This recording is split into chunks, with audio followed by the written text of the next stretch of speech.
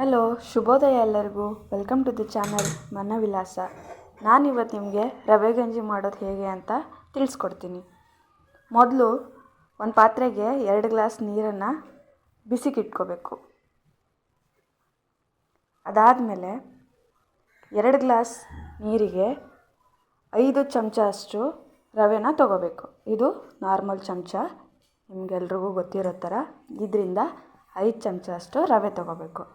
ನಿಮ್ಗೆ ಇಷ್ಟ ಇದ್ದರೆ ಅದನ್ನು ಫ್ರೈ ಮಾಡ್ಕೊಳ್ಳಿ ರವೆನ, ಇಲ್ಲಾಂದರೆ ಸ್ಕಿಪ್ ಮಾಡಿ ಹಸಿದೆ ಹಾಕಿ.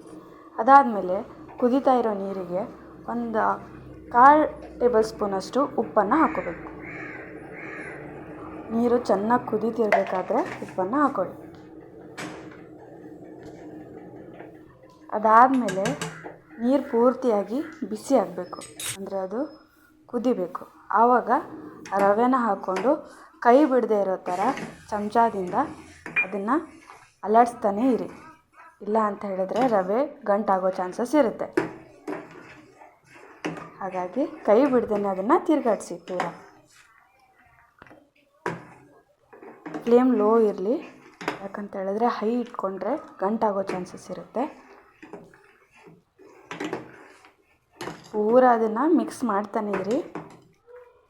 ಅದಾದಮೇಲೆ ನಿಮಗೆ ಗೊತ್ತಾಗುತ್ತೆ, ರವೆ ನೀರಲ್ಲಿ ಸ್ವಲ್ಪ ಅದ್ರ ಸೈಜ್ ಡಬಲ್ ಆಗ್ತಾ ಬಂದಂಗೆ ನೀವು ಚಮಚನ ತೆಗಿಬೋದು. ಅಲ್ಲಿವರೆಗೂ ನೀವು ಅದನ್ನು ತಿರುಗಾಡಿಸ್ತಾನೆ ಇರಬೇಕು. ನೋಡಿ ಎಷ್ಟು ಚೆನ್ನಾಗಿ ಕುದೀತಾ ಇದೆ ರವೆ.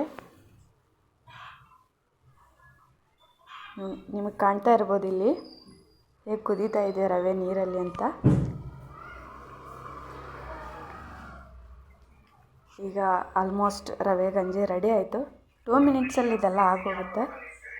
ಅದಾದಮೇಲೆ ಇದನ್ನು ಒಂದು ತಟ್ಟೆಗೆ ಸರ್ವ್ ಮಾಡಿಕೊಂಡು, ಇದಕ್ಕೆ ಸ್ವಲ್ಪ ಬೇಕಂದರೆ ನೀವು ತುಪ್ಪ ಆ್ಯಡ್ ಮಾಡ್ಕೋಬೋದು ಒಳ್ಳೆ ಟೇಸ್ಟಿಗೋಸ್ಕರ. ಇಲ್ಲ ಅಂತ ಹೇಳಿದ್ರೆ ಸ್ಕಿಪ್ ಮಾಡ್ಬೋದು. ಆಮೇಲೆ ಇದಕ್ಕೆ ಮೇಲ್ಗಡೆ ಒಂಚೂರು ದಾಳಿಂಬೆ, ನನಗಿಷ್ಟ ಅಂತ ನಾನು ಹಾಕ್ತಾ ಇರೋದು.